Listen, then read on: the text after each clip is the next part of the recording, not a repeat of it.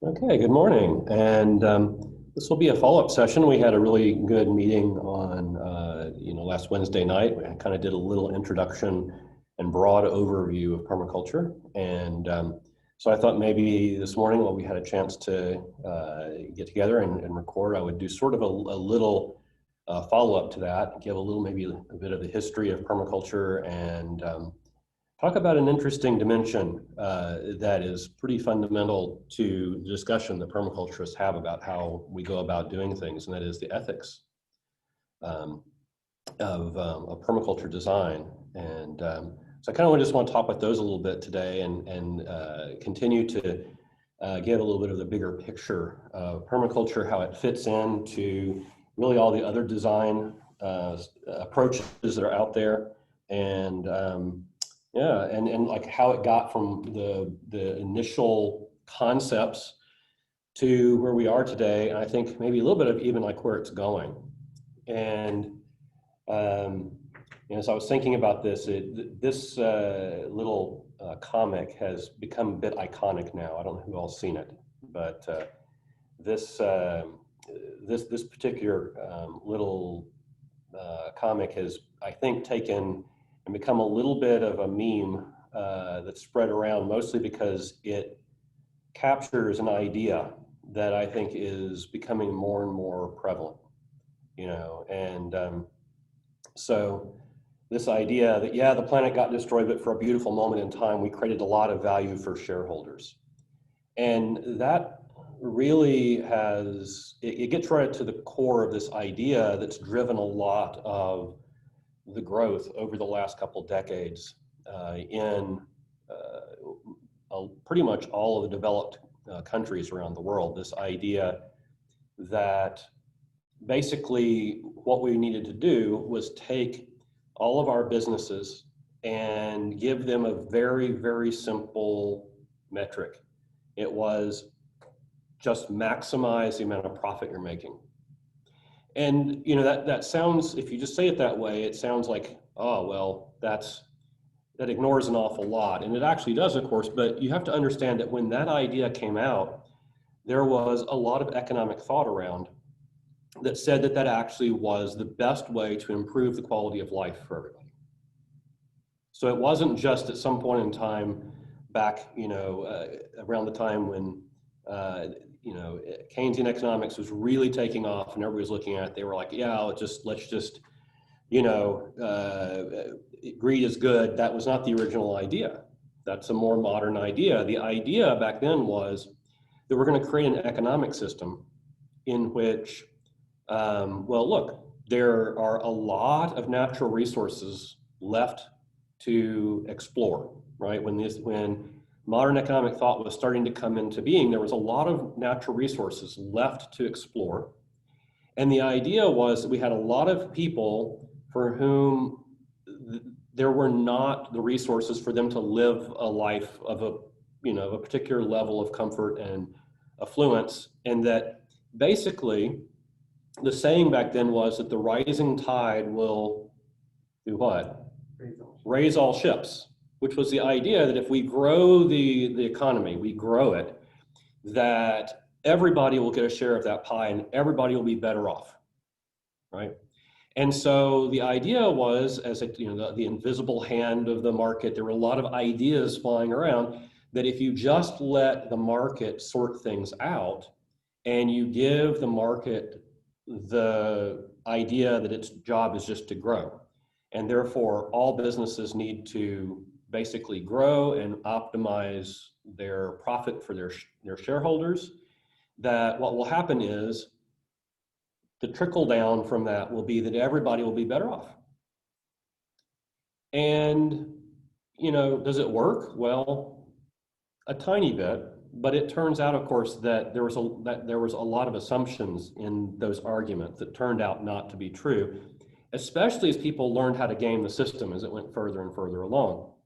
And so some of these founding assumptions that the way that we go after making everybody's life better is to grow the economy by simply having all businesses try to maximize a single dimensional metric. which is monetary profit. I think by now that idea has pretty much, most people who are seriously thinking about it will tell you that no, that is not working. And as a matter of fact, over the last couple of decades, it's become really problematic. And so the challenge we have now is that we have a lot of our culture that has been really grown up in place over the last 100+ years that comes out of this idea that all of these, legal entities, businesses and corporations and companies that are, building the backbone of our civilization, that that this is the way to measure them. And now there's very serious conversations that are popping up because there's a realization that, well, we've gotten to the point where there aren't a lot of extra resources to just be, exploited. We've gotten to the point where we are now exploiting so many natural resources in unsustainable ways, in an extractive way, that we're drawing down on the natural resources that are able to sustain all life, and that we're doing fundamental underlying harm and damage of a long-term variety to the ecosystems that support us and all the other living organisms on the planet. So now, what started out as being what seemed to be a fairly reasonable approach to the idea of improving the quality of life for people has now actually been in effect for way longer than it needed to be. And we're still using it in an era when it's no longer a good story about how to, live on the planet as a species in a way that allows for our grandchildren to also have a life. And actually, in many ways, we're starting to find out it's toxic for us, that the side effects of what we've done have become really problematic for us even today. We're seeing that with a huge explosion in inequity, in a huge explosion of chronic degenerative diseases that come from the fact that our food now is being grown in a way that's extractive, that a lot of our food is almost devoid of nutrient now, that we are, for the first time we think in human history, we have an epidemic of people who are both clinically obese and clinically malnourished at the same time. That is, they're getting so many calories into their body that, that they can be obese, but at the same time, they're lacking all the nutrients that they need in order for their metabolism to be able to function properly. And so, it basically, this is, I think, one of the reasons that a lot of different people today on the planet are asking these questions. And there's a lot of different approaches people are looking at to basically say, how do we come up with a new way of looking at this that is going to truly improve the quality of life for, for people in general. And not what we've seen over the past 20 years simply mean that the rich top few percent continue to thrive while more and more people are being marginalized and having a harder and harder time actually just making ends meet. It's not a sustainable arrangement. No civilization that we've seen in the past has actually withstood a certain, over a certain amount of inequity. And we are really past that threshold, which means that if we want a stable civilization going forward, we've got to really, think about these things in a serious way. And that is the conversation, I think, of our day. And I think it is the younger generations that are coming up who are dealing with that, the reality of that, the fact that, the economic situation that they're inheriting means that, what we used to be called the American dream is now increasingly unavailable or available only for the few. So, it was in this situation that back in the late 1970s, early 1980s, there were two gentlemen who were living in Australia who started to ask these questions and look at one aspect at the time. They were looking at agriculture. They were looking at the way that industrialized agriculture was happening, and they were looking at the fact that it was an extractive process. That is, that it basically mined nutrients out of soil, and that in the process, it created a huge amount of erosion and degraded the organic matter out of topsoil. You looked at it for a little bit, and anybody who was looking at it from a systems perspective pretty quickly came to the conclusion you couldn't do this forever. As a matter of fact, even looking at it at right around 1980, when they were seriously having this discussion, it was pretty obvious that within 50 years, you would basically be moving towards a topsoil crisis. That is, that if nothing else, there was all these other, extractive processes, hydrological extraction from aquifers and so on and so forth, that were also not sustainable. But you'd look at it and you would say food quality is going down, food diversity is going down, the biodiversity, genetic biodiversity of the food crops is going down, which gives us more susceptibility to all kinds of problems, because when you have genetic monocultures, they become extremely brittle in the face of pathogens.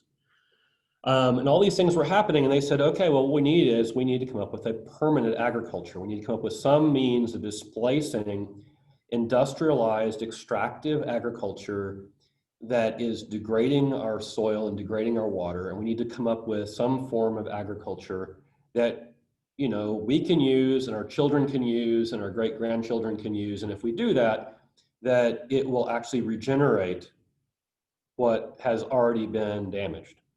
And so what we need a permanent agriculture, right? And that was how they coined the word permaculture. It was originally permanent agriculture. And I put 3 pictures of key books that were published here up on the screen. One of them is Permaculture 1, and this was really the first publication that used the word permaculture and explored the idea. It was published by Bill Mollison and David Holmgren. And at that particular time, Mollison was a college professor, and David Holmgren was one of his graduate students. And the ideas that were originally explored in this were part of graduate thesis work that Holmgren was doing. And they explored these ideas of what it would mean to create a permanent agriculture. And so this is kind of the first work that brought out this idea. And then they began to explore that a little bit more. There was a book I didn't put a picture of here called Permaculture 2 that explored it a little bit more.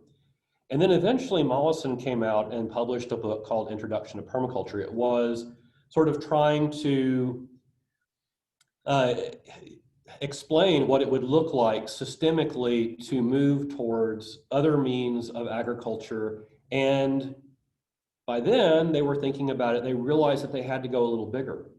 It was kind of impossible to say, we're just going to address agriculture by itself.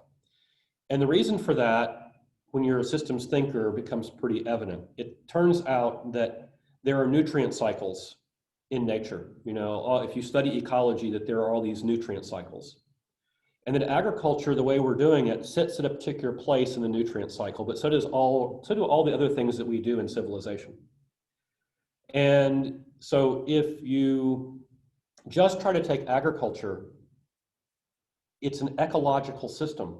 And the only way you're going to make it sustainable and regenerative is to actually close all the nutrient cycles. And so if you concentrate only on this much of the whole cycle, do you think you're ever going to be able to actually close those nutrient cycles and make it regenerative? And the answer is no, not really. You can reduce the damage. Maybe you can slow down the degradation. You can slow down the rate at which you're degrading the ecosystems and so forth, but you can't stop it, and you certainly can't regenerate it. You can't get to the point where what you're doing is actually like creating new soil faster than you're using it, and replenishing the aquifers faster than you're using it, and putting the nutrient back into the soil faster than you are extracting it, right? So that your food starts to actually have the nutrient density again that you want to see for people to be happy and healthy. And so there was a natural progression from permaculture being permanent agriculture to understanding that you really had to look at the whole set of systems. And so incrementally over the 1980s, people started to say, well, we got to think about water. We've got to think about energy. We've got to think about buildings. We've got to think about all these other things because they all work into the infrastructure of human civilization. And if we don't, then we can't close the nutrient loops. And therefore we will be stuck in what I call the extractive model, which is here are natural resources, we extract them, we use them once, and then they go, the waste goes to a landfill somewhere, or winds up in the environment piling up and becoming toxic, right? And by the way, what about recycling? Well, what we've done so far with recycling is basically, okay, let's get clever and use it maybe 1 or 2 extra times before it goes to the landfill or becomes toxic byproduct, right? So, okay, great, let's do recycling, let's slow down the damage a little bit, but in the end, we've got to actually re-engineer all the technological nutrient cycles and biological nutrient cycles so they're all closed loop. That's where we've got to go. And that requires a complete systemic view of the whole thing, Yeah, so like, when would you introduce something that's like foreign, like, I don't know, say kudzu to prevent soil erosion? Yes. Like, when is that a good idea? Because like, it doesn't seem like a good idea. So this is a little side note, but I'll take it real quick. It's an interesting question, right? Because it is one of the controversial topics. There are folks that are like, okay, we've broken ecosystems, right? We've literally driven certain species out of their ecological niche. So what do we do with that, right? Well, it turns out, we'll talk about this when I do one of the sessions this afternoon, there's this idea that Mollison put forward that everything gardens. And what that means is everything has ecological effect. And what happens if you have an ecological niche? Something's going to exploit it. Something's going to exploit it, right? So in general, just to kind of give you the sneak peek of the way I think about this, the way I think about it is this: if there are native species that are available to fill an ecological niche that we need in order for a system to be ecologically balanced, then that is our first choice, right? Because one of the things that turns out to be true is that the resilience of an ecosystem is directly proportional to the number of beneficial interrelationships between elements of the ecosystem. That's one of the good measures of the resilience and the regenerative capacity of an ecosystem. So it turns out if you have a native species, and that native species, it already has a bunch of interrelationships that have been forged over time. You'll notice that if you bring a native plant in and you use it instead of bringing a foreign plant in, that you'll see that there are all kinds of native pollinators that want to use it. There are all kinds of native birds that are used to working with it, that there are native microbes that want to have symbiotic relationships within the soil, and so on and so forth. In other words, we're plugging an element of a very complicated web right back into its ecological niche, and the outcome is likely to be very, very positive. Now, in general, what permaculture says is this: look, if we have completely destroyed a native species, we don't have it anymore, and we've done so much damage, we may have to go off and bring in a replacement in order to fill that ecological niche in a functional way. That needs to be done thoughtfully and carefully. And kudzu, as the example, was not a thoughtful and careful approach to that. It was kind of like, hey, let's just come up with this is a fodder crop for cattle. And we didn't even really bother to figure out whether the cattle liked it or not. And we'll just bring it over and plant it. And of course, basically, one of the laws of ecology is anything that becomes rampant and becomes, quote, invasive, it's because it has been introduced into a situation where there's an ecological imbalance. And therefore, it is exploiting that ecological imbalance. And so, yes, I would basically say there's the short form of the answer, right? If we're going to do this, we're basically doing a repair job. If we don't have the original piece part of the ecosystem to bring back in, then we can absolutely, get replacement parts if we have to from other parts of natural ecosystems, but they're never going to be as good because it's going to take a long time for the ecosystem to adapt to their presence. So there is a preference to use natural native species, but of course then we can get into the whole hour-long debate of what is a native species anyway, right? How long does it have to be in a place? Like, for example, is is broadleaf plantain native species? Well, okay, it got here probably in the 1600s, brought over probably on the boots of people coming over from Europe. And so it's been here for probably over 400 years. We count that a native species yet, So it's a complicated problem and it's a complicated question. But yeah, thank you for that, because it kind of like points to the fact that where we are is we're kind of in a repair job. That we've now depleted natural ecosystems to the point where we really have to be thinking about it that way, right? Well, kind of jumping back here, the last book I have on the list here is Permaculture Designer's Manual, which was published in the late 1980s, and this became the textbook for the permaculture design certification course. And it was Mollison just really putting out what you could almost think of as like a college level textbook.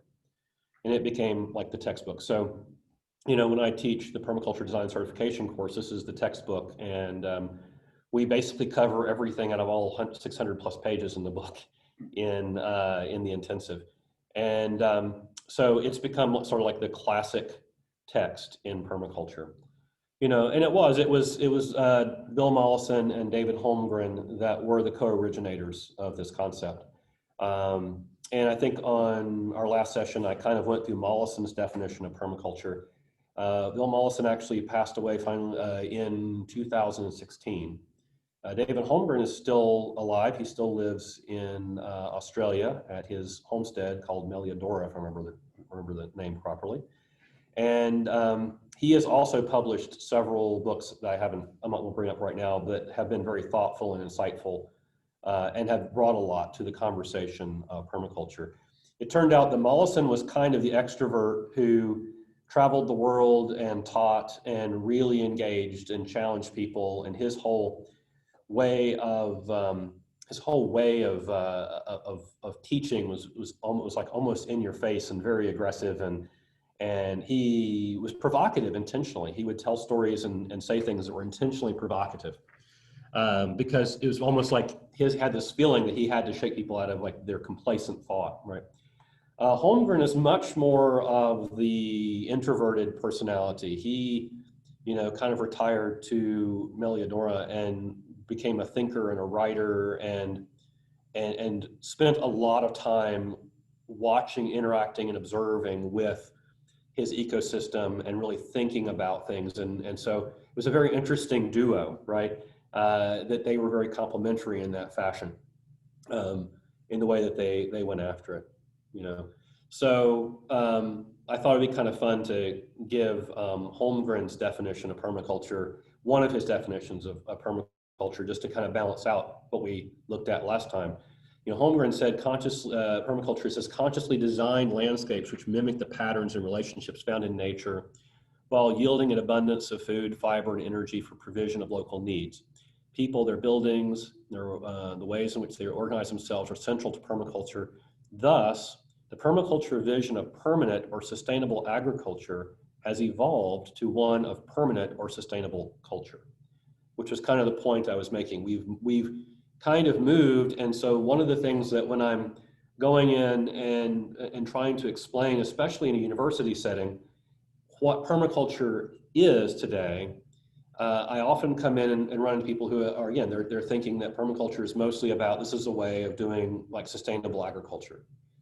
But if you go and you engage with the permaculture community today, that discussion is much broader. And it's because of this idea of us having to engage, in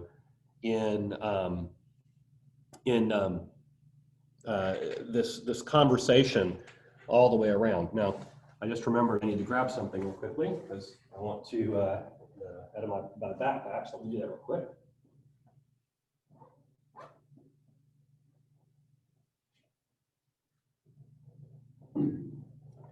So, as I've been an engineer now for about 30 years, and I've been working in what we would call the high-tech industry, And so as I've done that and thought about our technology, about human technology, and all the stories we tell ourselves about human technology and how it works and what it is and so on and so forth, my viewpoint on technology has shifted a little bit. And the way I like think about the way our technology is moving, the trajectory over time of our technology. And so, this is kind of a little riff on something that another permaculture teacher said many years ago, but I kind of took that thread of an idea and said, let's start off here with a picture of solar panels in a garden. And let's do a comparison of high tech versus low tech, right? Let's think about this for a minute. So high tech versus low tech, right? We have the solar panels, photovoltaic electric power system in the middle of a garden. And this actually happens to be a permaculture garden. You can actually see, if you look closely, that there is a solar dehydrator there. There's beehives over in one part. There's some perennial tree crops growing in certain areas over to the left. You can start to see the annual production gardens and so on and so forth. But I kind of took this picture of showing the solar array and kind of everything around it. So, here we go. So let's think about the attributes of the high-tech system here, okay? And I kind of wrote down a few of them. There's a lot more we could go into, but I said, here we go. The high-tech system. It harvests energy from sunlight and stores it in a stable chemical form. It manufactures complex chemical compounds that feed humans and animals. It creates thousands of medicinal compounds. It produces structural and fiber materials that we can use. It cleans the air and emits available O2 while breaking down CO2 and sequestering the carbon in the soil in a stable form. It stabilizes the soil surface. It prevents soil erosion and builds soil fertility. It shades the soil. It moderates the soil temperature and allows for efficient rain absorption. It moderates the rain's impact, therefore preventing soil surface damage. It restores the structure and the tilth of the soil. It decompacts the soil, building organic matter content of the soil and increasing its water holding capacity, improving the groundwater hydrology. It pulls water from the subsoil, humidifies the soil surface, and pumps moisture into the atmosphere via evapotranspiration, helping restore the atmospheric hydrological cycle. It incubates bacteria, including things like Pseudomonas syringae, that seed the atmosphere and become condensation nuclei, which help to jumpstart the rain cycle and the snow cycle. It self-repairs and it self-replicates. It automatically creates generations better adapted to the prevailing environmental conditions.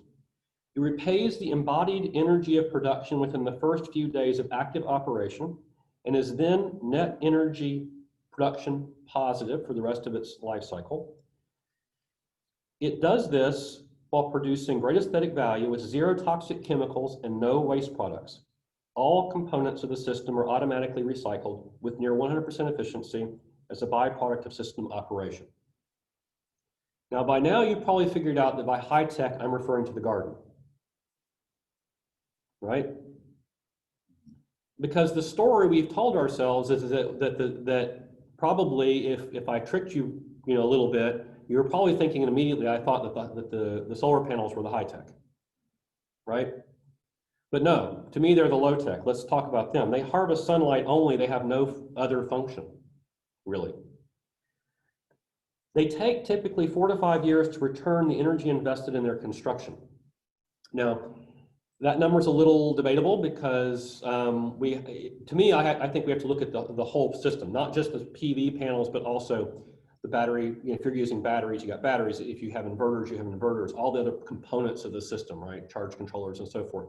So yeah, it takes, at least 4 to 5 years to repay all of that. And so only after that is it somewhat energy positive, right? It produces toxic byproducts in its manufacture and its recycling. It has a limited lifetime and will not repair or replicate itself. what it does is at the end, it leaves us with, I was just reading recently an article about the fact that the first solar panels that were put into production are now kind of hitting the end of their useful life and are being pulled out. Now the question is, what do we do with these things, right? They weren't designed at that point in time to be easily deconstructed, decommissioned, and recycled.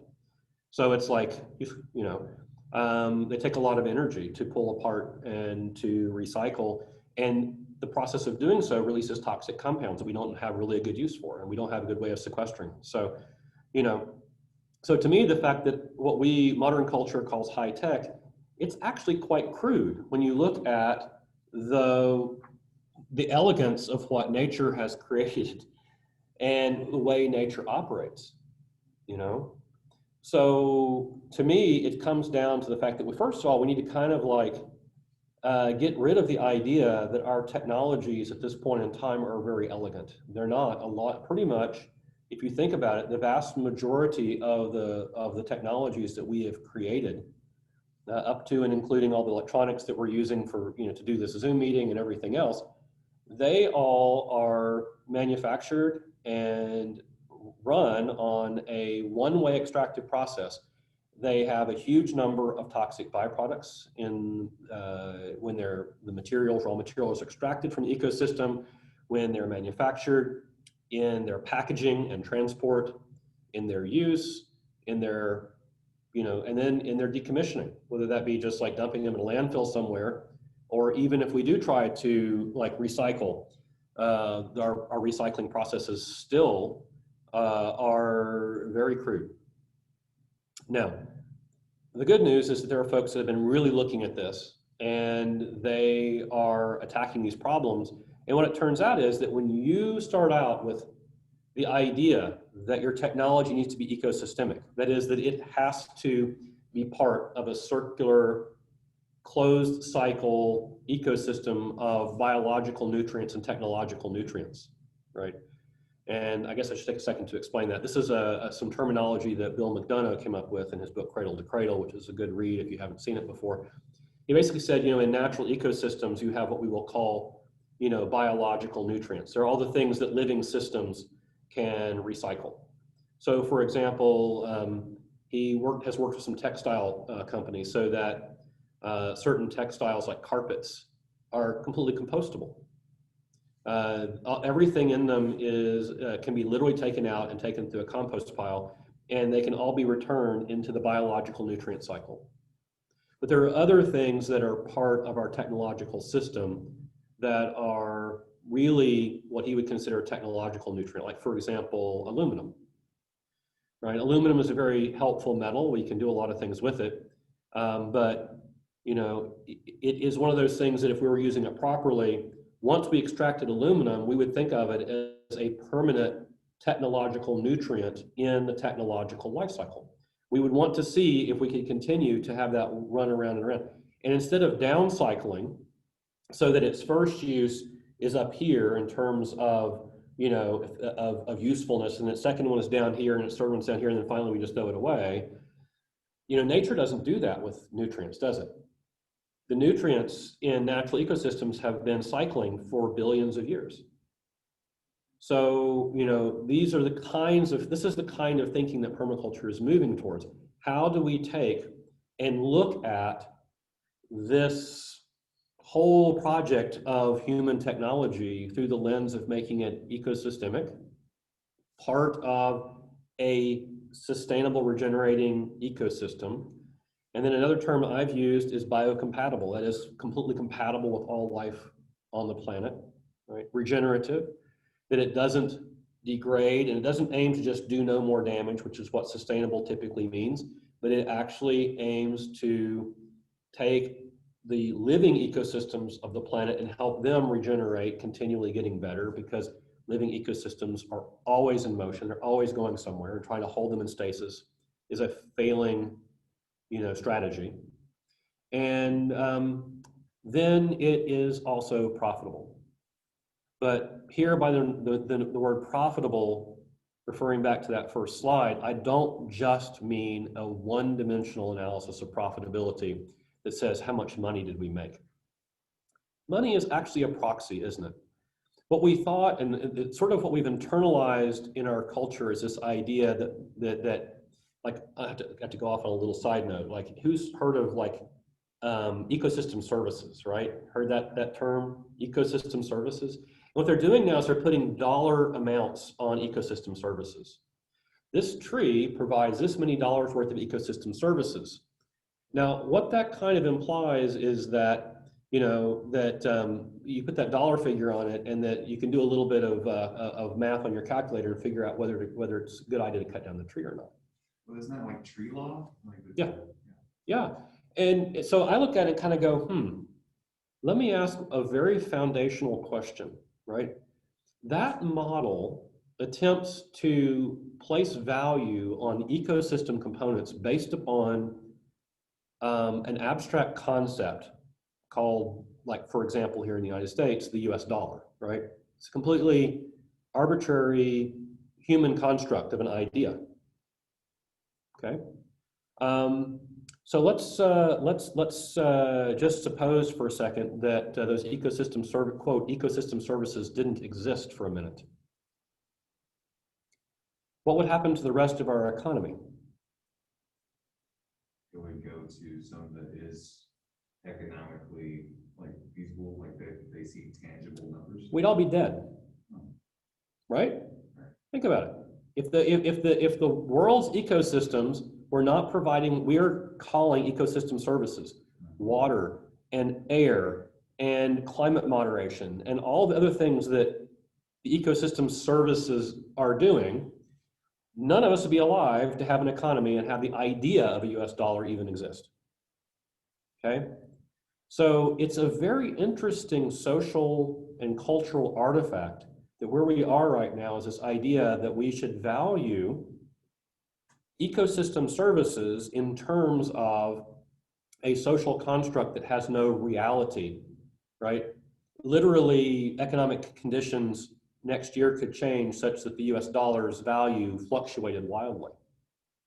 Or fiat currencies sometimes fail. It's entirely possible that any given currency that you choose to value ecosystem services in terms of could literally go into hyperinflation and fail. It's, you know, this has happened over and over again in human history. So my question is, why the heck are we trying to value ecosystem services in terms of dollars? Well, it's because that's what our culture is used to, and it's the way it's used to thinking. But in reality, like the economic models I think are starting to emerge literally says, well, if the so-called ecosystem services fail, nothing else matters because we won't be living to figure it out, right? And what we're starting to see now is they aren't they haven't failed completely, but they are beginning to become less and less coherent. We're starting to see, you know, climate shifting. We're starting to see ecological systems getting into crisis. We're starting to see, and you know, and yeah, there's a whole bunch of politics behind that. But I think if you go talk to people who are actually having like grow food on the ground, it's not a question. You know, you go talk to the farmers, it's not a question. They'll tell you that no matter why it's happening, that growing food is becoming increasingly challenging. That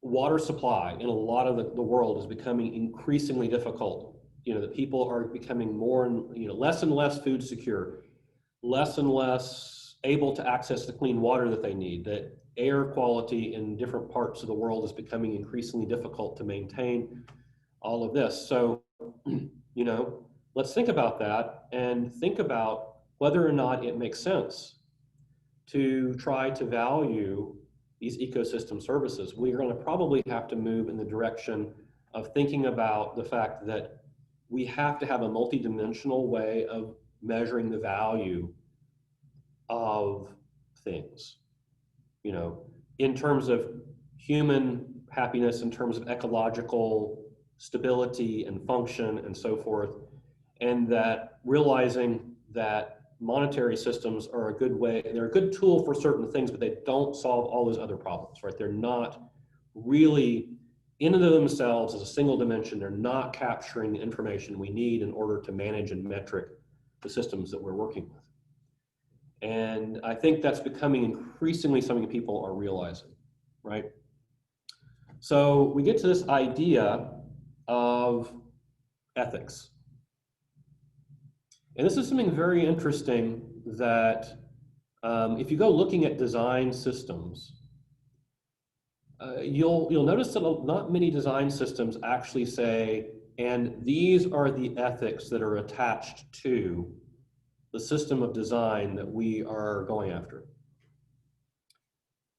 And so I thought about that a little bit when I first started studying permaculture. I was like, Mollison and Holmgren thought that it was important enough that we should have explicitly defined ethics as part of the design system. And I started thinking about that and I realized, aha, it's not possible actually to design anything without that design having ethical dimension to it, right? Because when we design, this is a quote that I ran across that it really helped me think about it. It says, when you design, you materialize morality. And I thought about that a little bit. I thought, aha, if I'm a designer and I'm designing, what am I doing? Well, I'm taking resources, energy, and I'm patterning them in a particular way. Therefore, I'm making the decision as to the best and highest uses of limited resources. I'm making decisions about who benefits and who does not benefit from that particular use of resources. And in some cases, I am making decisions about which species are going to be used in which ways. What's the quality of life of non-human, citizens of the planet? Do they have a place to live anymore, or are they going to be driven extinct? And in the larger frame, it's which cultures and which people groups are going to be given the access to resources that they need in order to just simply exist in a human and humane way. In other words, you really cannot go off and seriously design anything without making ethical decisions. And it just comes down to you as to whether you want those ethical decisions to be implicit and unexamined, or explicit and acknowledged and examined and thought through. And so in permaculture, the idea is there are a set of ethics to design that permaculture adopts. And that is literally in the first chapter of the designer's manual. They're laid out as that. So this is what some of the things you have to teach in the very beginning of a permaculture design certification course. And it's very interesting because it's some of the trickiest things at the very beginning, because it opens up a lot of questions about social equity, right? And about how, what are the ethics? What are the ethical dimensions of all these decisions we're making when we build things like, transportation systems and energy systems and municipal water systems, and we have companies like Monsanto and Walmart and Apple and Facebook and all these kinds of things, and they are having profound impacts. What they're doing has a profound impact on the life of billions of people, right? And so we basically just have to acknowledge, do we create, my picture in the upper right here, do we create open spaces for people that where they can meet and or do we create McMansions? Think about what it means to build McMansions and the ethical and moral consequences of taking and perpetuating a system that builds millions of these things in an extremely extractive process, and it builds buildings that are extremely consumptive. They produce huge amounts of waste, and they're designed more as social status symbols than they are anything providing real comfort. Nobody actually uses all that space. So again, there's a huge ethical dimension to this. So Mollison and in the designer's manual, he basically said, well, what I want to do is I want to lay out 3 ethics. He said, I want to make these ethics I think every person of good conscience could probably agree with. but we need to examine these three basic things if we are going to design. And the very first one that he laid out is, and I'm quoting these out of the designer's manual. He said, the first one is care of the earth itself. It's provision for all life systems to continue and increase. Basically, what he's acknowledging is what I was talking about in terms of ecosystem services. It's like, if the ecosystem is not there, then nothing else really matters. We're not going to be alive to, to have any other conversation. But I think there's an ethical dimension beyond that, right? Which is, do all of the other living creatures on the planet have a right to some existence? Do we as one species have the right to decide that other species should not exist, that we can exterminate them because we find them inconvenient? And what does it mean for us as a species if we decide that that's our answer? That we're like, well, we don't like mosquitoes, let's just destroy all of them, right? Because we now have technology to do that. We can come up with these driver genes, and we can figure out ways of introducing driver genes into mosquito populations and saying, let's just wipe mosquitoes off the face of the earth, right? So is that ethically what we want to do? And so the first of the ethics, care of the earth, provision for all life systems to continue and to increase.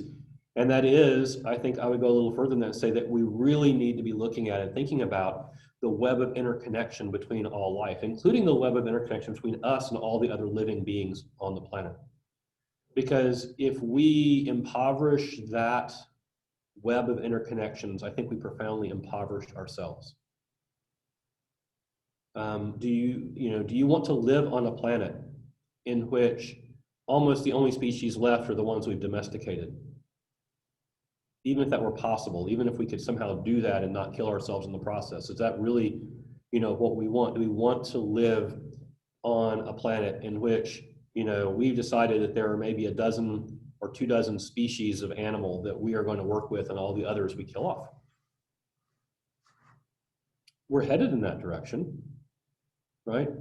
You realize that the biomass of wild mammals on the planet has been reduced probably over 80% since 1970. Let me say that again. I don't remember the exact statistic, but it's pretty close to that.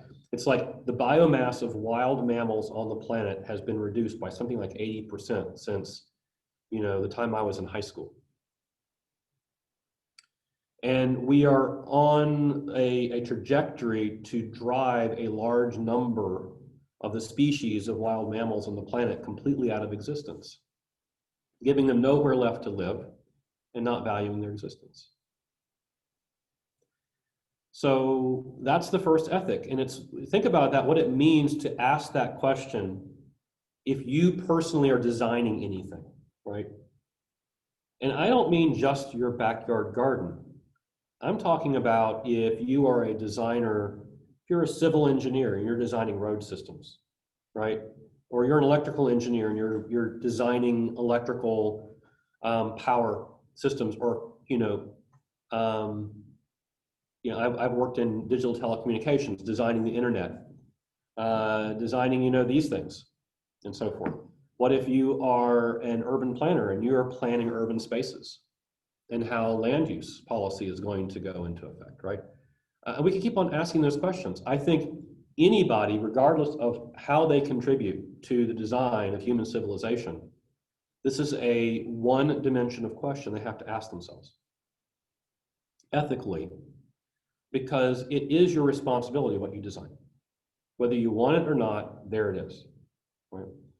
So the second ethic, care of people, provision for all people to access those resources necessary to their existence. So sometimes the first one is called earth care, sometimes the second one is called people care.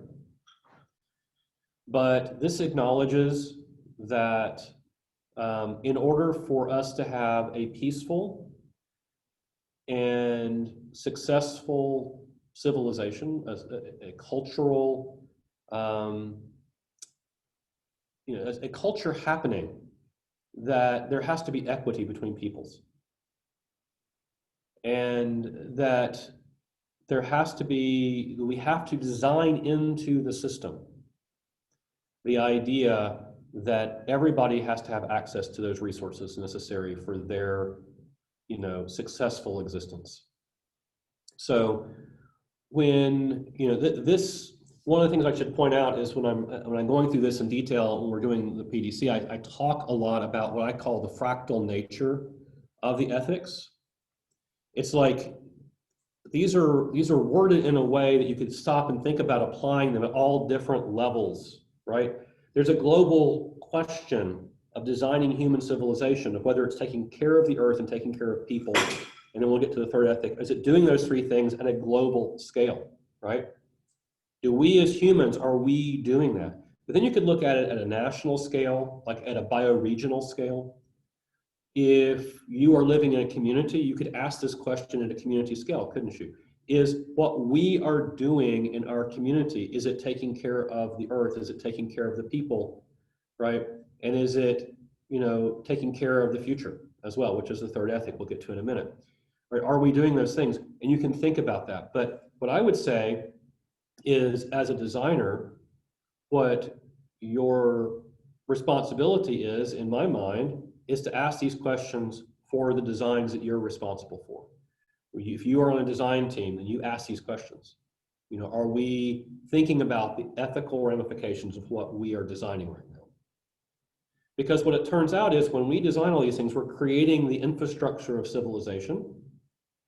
And when we create the infrastructure of civilization, we are creating the basket in which culture exists. Therefore, if that basket is shaped in a certain way, certain things culturally can't happen.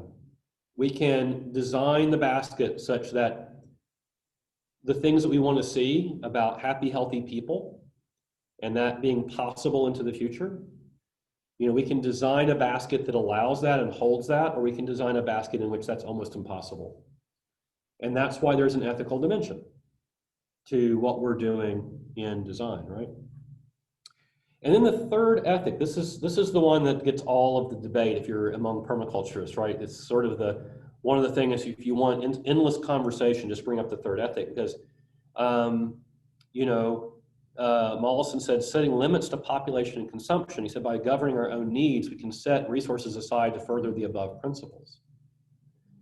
And this really becomes quite, the whole thing that he mentioned, population here, got certain people very, very upset, because immediately when you talk about setting limits to population, there are some people who say, well, okay, now you're talking about who has the right to reproduction and so on and so forth.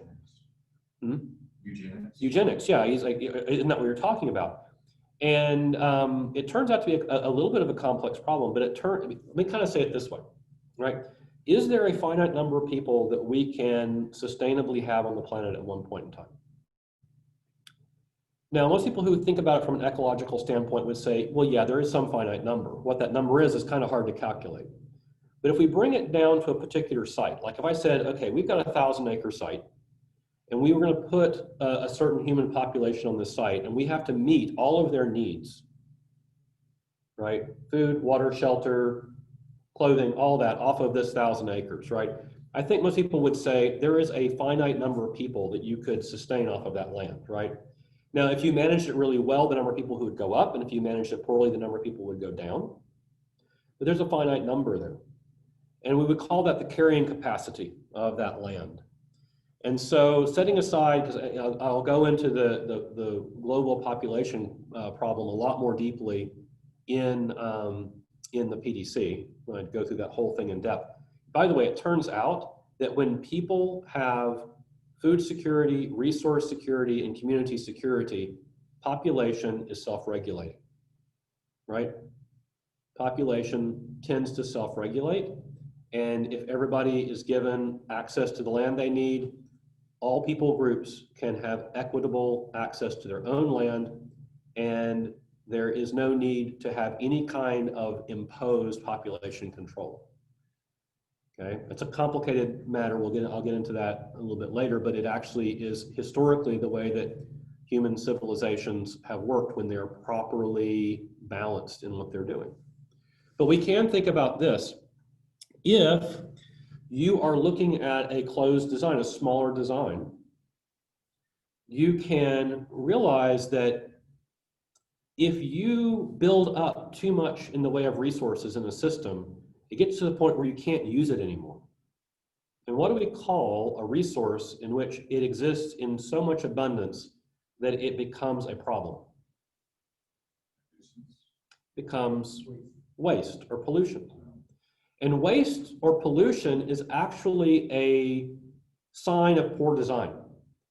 Ecologically, if you have too much of a thing building up, it means that you are generating something that needs to be hooked into another part of the ecosystem so that the nutrient cycles can continue.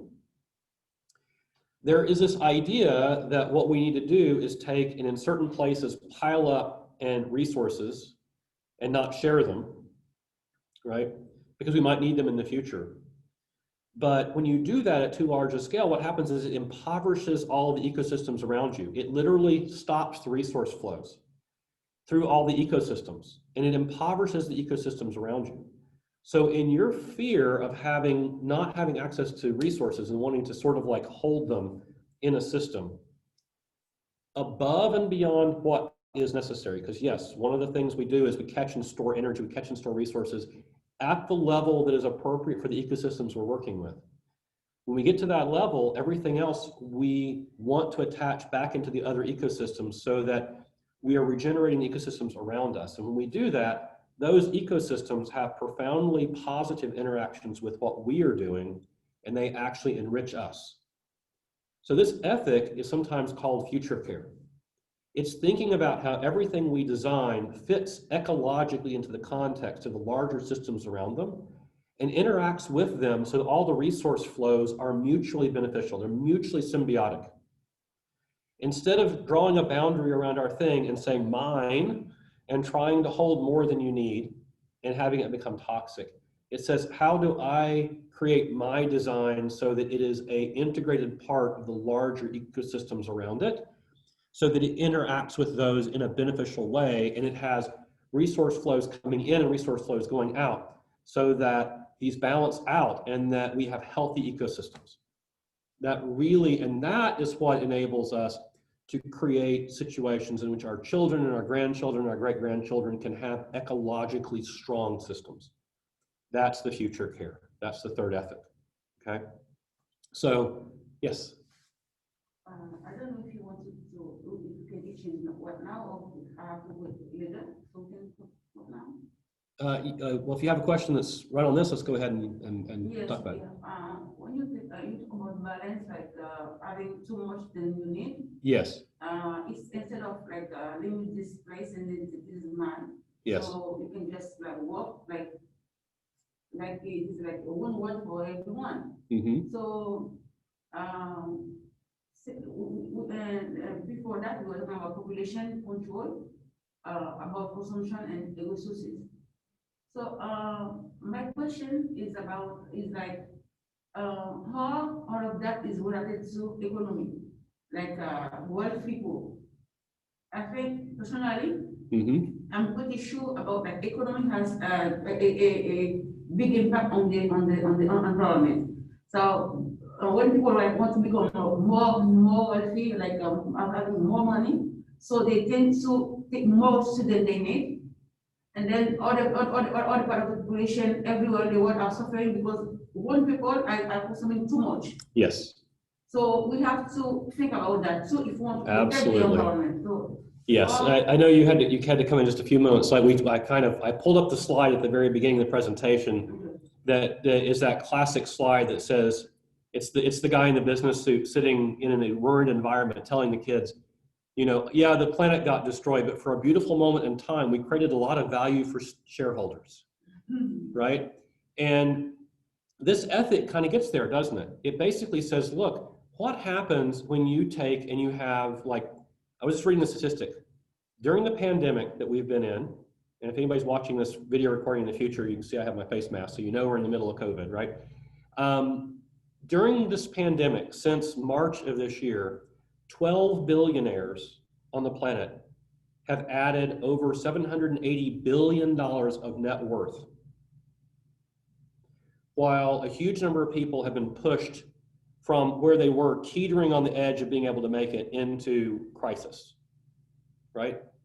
Now, what's happening is you are taking these notional monetary resources and you're piling them up to where they become toxic. Literally, they become toxic to the people who hold them. These people generally are, they're so stressed by what they own that that if you talk to them, oftentimes they're a neurotic mess. It's, think about it. Why is it that if you already have $50 billion that you feel like that your life is not right yet until you get another, $50 billion? What are you doing with that? Does it make any sense? Or is it sort of like this sort of psychosis we've programmed into people that they're so afraid that they have to pile up all these resources around them in an attempt to feel like they're okay, right? But when you go into a community that's functioning, people are sharing with each other. They're supporting each other. Those people, when you talk to them, they actually feel like they have some security because they have their community. They support each other, right? So you're absolutely right. When we pile up monetary resources and give it to a small group of people, it becomes toxic too. It just becomes another one of those resources that when it piles up, we now have gotten to the point where by allowing that to happen, we have allowed for fear to win out. And I don't think that's really like, going to be a long-term successful strategy. I think we're given time, I'm gonna have to kind of move forward. I'm gonna make a comment that, in permaculture, we kind of look at it and we say the ethics really are the large driving questions at the center, right? Those drive principles, like the principles we use in designing. Those principles are broad principles that can be applied in pretty much any ecosystem, almost any biome. There are principles like work with nature, not against it. These are the broad principles. What we sometimes call the Mollissonian principles are examples of permaculture principles, right? No matter where you go, work with nature, not against it. The problem is the solution is another permaculture principle that shows up in many different ways in different places. That drives strategies. That is, we go into a particular biome, a particular place, a particular, bioregion, and we take those principles and we derive strategies that are appropriate to place. Strategies for building buildings in like a cold temperate zone are completely different than the strategies for building a building in a tropical rainforest. They use some of the same background principles about working with energy flows and so forth, but the strategies that we use are very different because we're in very different environments. And then eventually you get down to techniques. It's like, oh, well, if you're you're building a building in a rainforest in Thailand, for example, these are very particular techniques because they work with the species of plants that are here. They work for the culture that is here. And that is the technique. So we start with ethics. We use that to derive the principles. That takes the strategies by a regional level and then the techniques. So, if we're looking at Permaculture Tigers and what you're doing here at Auburn, you would say the ethics are the core. We learn the principles, and then the strategies and techniques that we're going to apply here are appropriate to the southeastern United States, to this biome, to this bioregion, and to this group of people, right? So the techniques that you're going to use here may look different than, say, for example, somebody who's in Montana, or somebody who's in Vermont, or somebody who is in Phoenix, Arizona, because they're in different biomes. But you could still have that conversation about ethics and principles because they're going to be basically the same. But it's like how those work out comes down to the biome that you're in. So let's kind of start to wrap it up. One little comment coming out of this is one of the things I have come to understand is design for positive outcomes, never in opposition to negative examples. Because it's really like a human thing to get angry at the bad guys. and to want to like go, I'm gonna, and then you start like trying to figure out what you're gonna design, but you're just got that, you're just thinking and thinking and thinking. But there's an old thing that says, what you contemplate, you imitate. And so if you get really angry at all the bad things and then you start trying to design off of that, then oftentimes what you'll end up doing is you'll end up reinventing all the bad things with just a few things, flipped around. Generally, the best way to design something good is don't spend your time being mad at the bad guys in the beginning, right? You can see what they're doing, you can acknowledge that, but you start with the question is, what would be the right way to do this? Ignore all the bad things they're doing. What would be the right way to do this? What would be the ethical way to do this? What would be the way to do this that agrees with the principles that we know are what we're going to use and are ethical, right? And what you'll find out is, I use the picture here of people spraying, and then, yeah, this is, I'm not certain precisely what they're spraying on this particular one. It's probably either a broadleaf, or it's probably either a herbicide or a pesticide or fungicide. It's going to be one of the three. I don't know which particular one they're spraying, but because there's examples of all of them that require basically hazmat suits, right? So if we basically decide we're going to design our new agriculture because we're angry at this, then we're going to come up with something weird versus let's just think about how to work with nature and design an agriculture that really works, right? So, that comes down to, you never change things by, this is a Buckminster Fuller quote, right? You never change things by fighting the existing reality. To change something, build a new model that makes the existing model obsolete. I think that's the way forward in permaculture design, is we're looking at a positive design approach and designing things that make these old bad models obsolete instead of spending all of our time getting angry and fighting them, So, how do you get started if you're really thinking about it?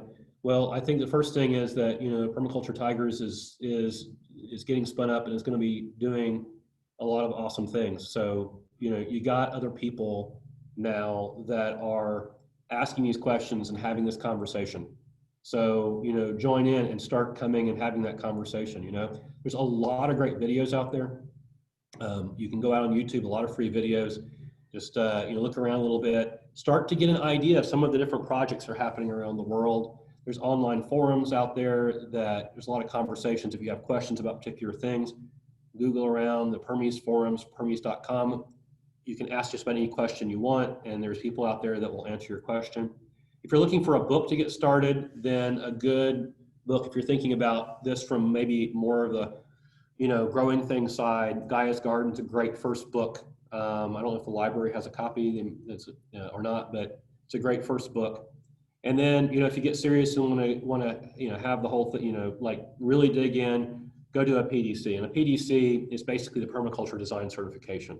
And that's really the foundational course, And it includes the basic 72-hour curriculum where we go through that textbook. As most PDCs have all kinds of hands-on demonstrations, exercises. They get you involved in group design exercises, and then you finish it off with doing your own design project and you present that design project. It's really a great introduction to thinking like a permaculture designer and starting to learn the principles and some of the strategies and techniques. And it's a great way to get you going. It doesn't make you a permaculture expert, but it gives you the tools to, really get going. And so that's the thing for anybody who's really thinking they're like, how do I integrate this into what I'm doing? How do I integrate this into, my major or the way I want to work forward in life? So, that's kind of what I would encourage you to look doing. So, that's sort of a little quick look at the history and ethics of permaculture. And I hope that was sort of, helpful and maybe got you interested in asking deeper questions.